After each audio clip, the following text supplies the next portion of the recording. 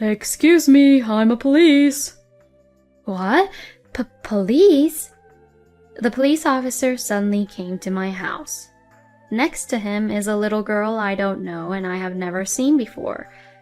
Then the police officer started to make a surprising statement. Your daughter was lost, so I brought her back here. Huh? I don't even have a child, let alone a daughter. Being confused, I told the police officer the truth. I don't have a daughter. My name is Lisa. I am 34 years old and I work at a company. My husband, James, and I have been married for 7 years now. We met through work, and after dating for about a year, we got married. He is kind and dependable, and I was very happy in our marriage. Of course, I have some frustrations from time to time, but that's part of what makes me happy as well. My husband is 2 years older than me, so he thinks more maturely than I do, or rather, he can look at things from a bird's eye view. Because of his personality, he is able to quickly open up to anyone and get along with them since he's really an open-minded person. My husband seems to have been that type of person since he was in school, and he has a lot of friends.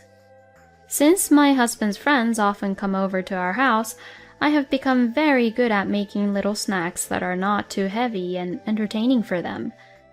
My husband likes to drink, and it seems that similar people often gather around him, and they all eat the snacks I make, saying they are delicious and tasty. My husband thanks me for all my hard work, and I am happy that I am fulfilling my role as his wife. We were leading a peaceful and happy life. However, I had a little problem. It was about my mother-in-law, Astrid. Lisa, when are you going to have a baby? It's been 7 years since you and James got married, and you are already 34 years old, right? I think it's about time you are at the end of your rope. What do you mean by at the end of my rope? It means that you should be divorcing James. What? Why would I do that? Because it's true, isn't it?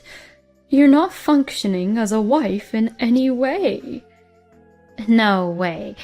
Please, don't talk to me as if I'm like a thing to you. I'm saying this for James' sake, you know. I'm his mother. If you keep on staying with him and you can't get pregnant with a baby, he will be the one who will be unhappy, you know. So, if you don't get pregnant within a year, I want you to divorce James. Oh, no. Astrid was being very serious when she said that to me. When I think about Astrid's action and words up until now, she really meant what she said to me. Astrid, unfortunately, has been very harsh with me since the beginning of my marriage with James. Whenever we met, she would complain about anything, and one time she made me do all the food preparation for the family's New Year's party. At that time, my relatives were concerned about me and told Astrid about it, so from the following year onward, I was not asked to do everything by myself. Still, when my husband and I would go back home to his parents' place periodically, Astrid would verbally abuse me here and there. Most of the time, it was about my work or about getting pregnant. I had been married for 7 years, so I was beginning to get used to Astrid's verbal abuse. But even so, I was honestly perplexed by what she said this time. What? My mother said something like that? Yes, she did. It sounded pretty serious, so I got a little nervous. In the car, when we were returning home from my parents-in-law's house, I reported to my husband what my mother-in-law had said to me. What she said is indeed too much. Don't worry too much about it. It's just a threat. Oh, okay. I felt calmer because my husband said that, but I still couldn't shake the feeling of how uneasy I felt. After all, after being married for 7 years, it would be strange if I didn't have at least one child. My husband and I had talked about waiting for it to happen naturally, and we weren't doing any particular fertility or infertility treatment. but I wonder if it's time to start thinking about such things. Huh? Oh no, there's no need for that. But your mother... So I told you, don't worry about it too much.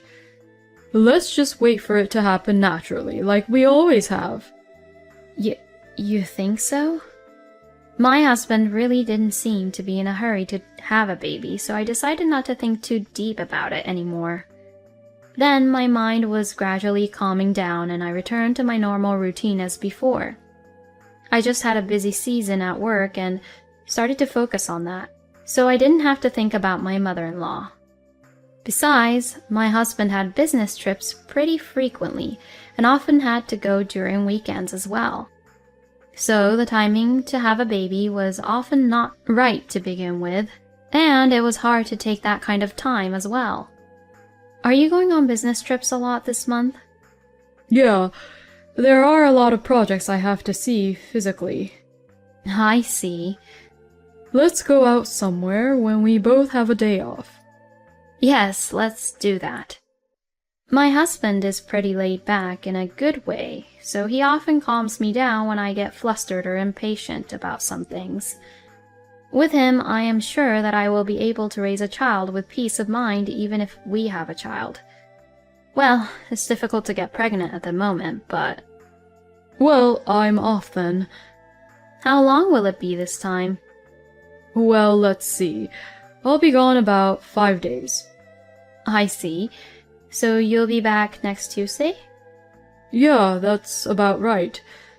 You have to make sure to eat something healthy, okay? Don't eat junky food all the time. You sound exactly like my mother. But I'll make sure to eat vegetables and stuff and eat healthy.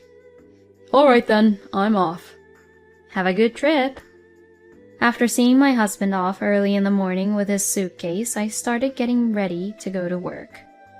I'll be alone for the next 5 days, so I'm going to work a lot of overtime and focus a lot more on my work. I'll just have quick, easy meals for dinner. I spent the period during which my husband was on business trips, living my life as I did when I lived on my own, before I got married. Then, on a Saturday, with about 2 days to go before my husband returned home from his business trip, the doorbell rang. So I opened the front door, thinking it was a delivery service or something.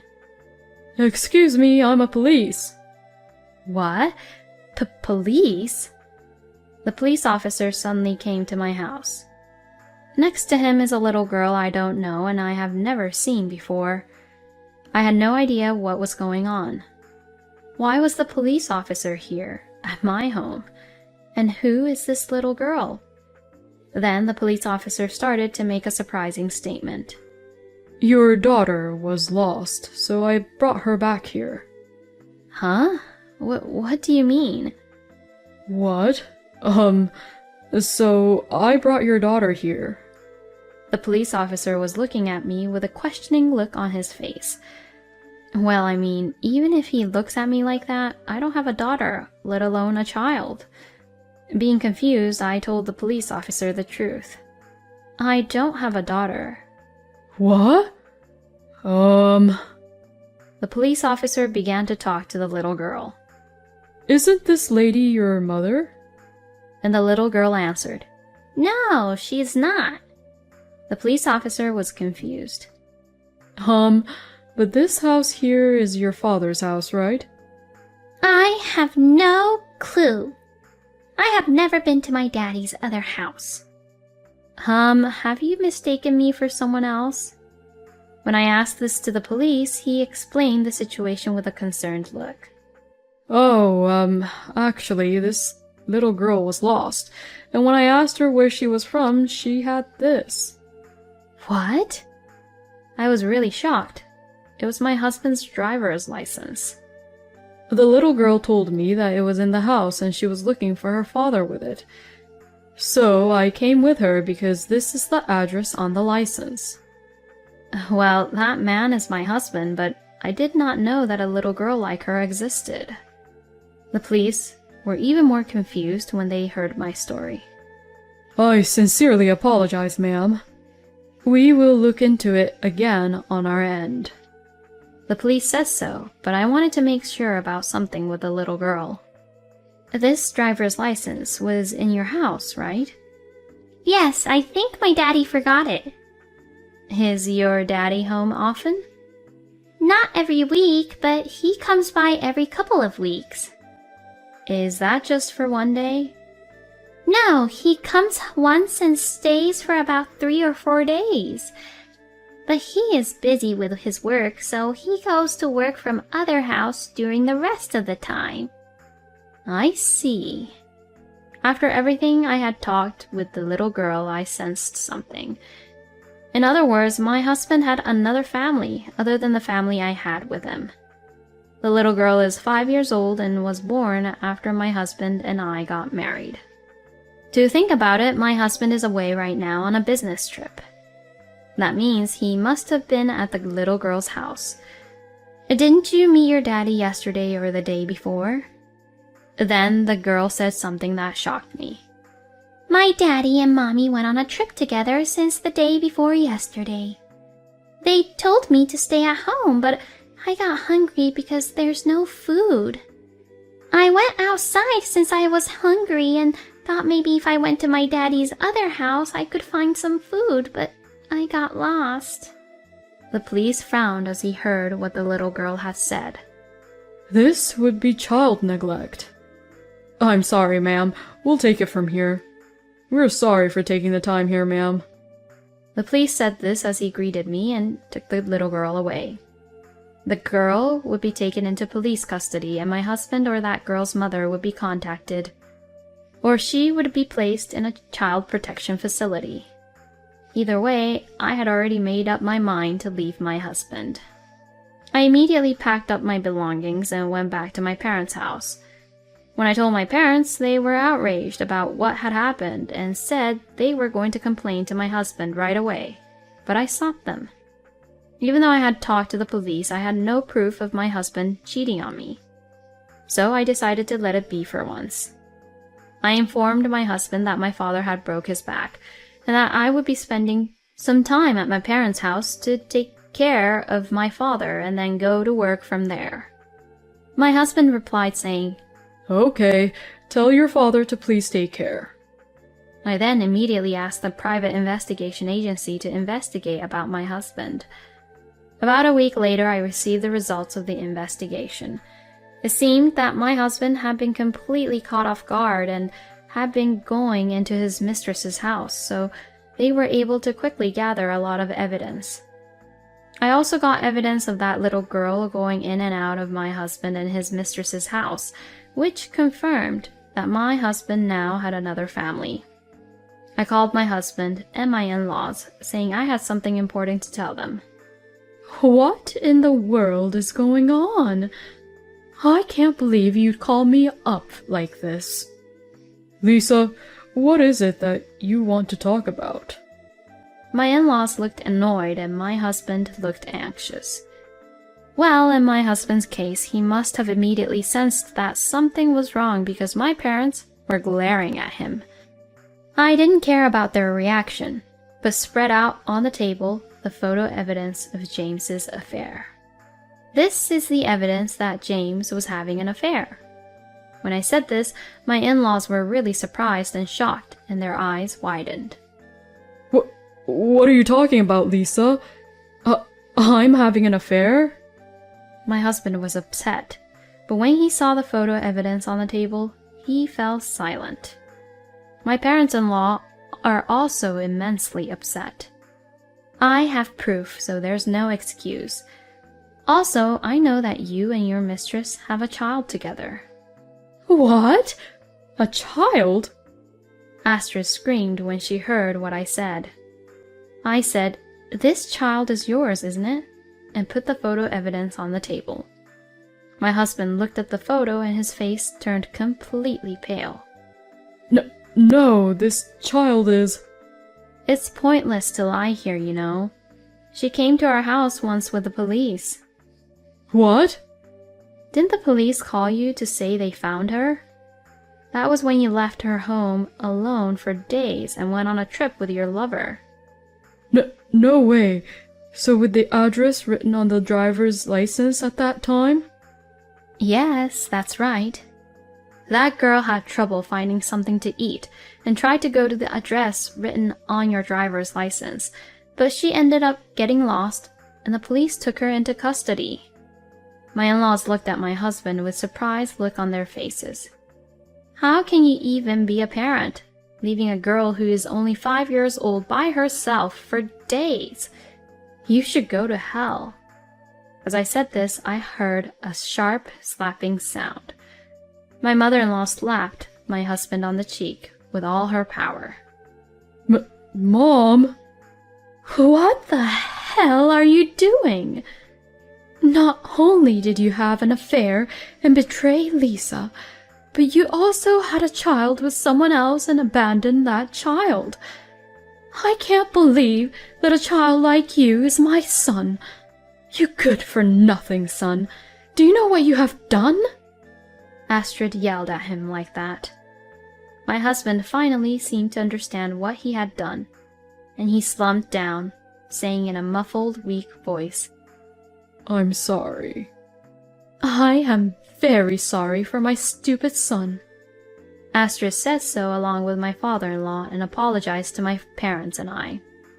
I will make James accept any kind of alimony. So please request for any compensation and alimony. Since my parents-in-law says so, I decided to claim for alimony without any hesitation. Later, my husband and I divorced, and I charged him $60,000 in alimony. He was guilty of having a family elsewhere while having a family with me. Furthermore, my husband had intentionally made it difficult for me to have children by having a vasectomy the moment he had a child with his mistress.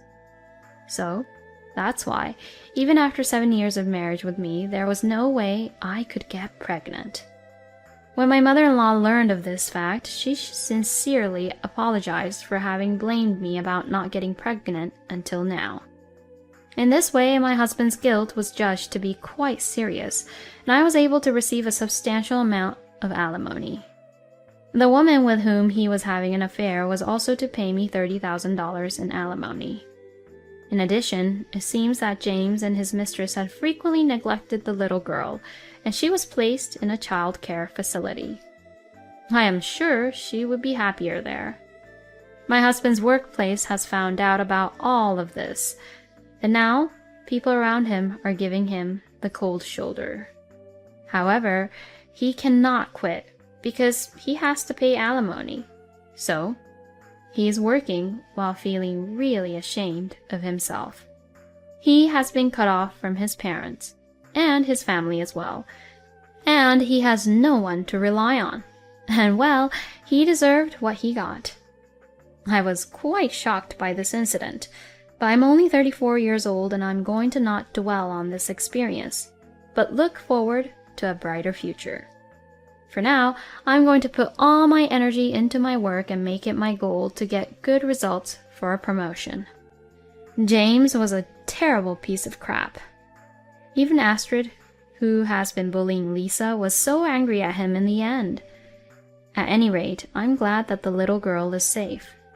I'm sorry that Lisa had to go through such a hard time. I hope her life will be full of happiness from now on. Thank you for watching to the end. Please subscribe to our channel. See you in the next video.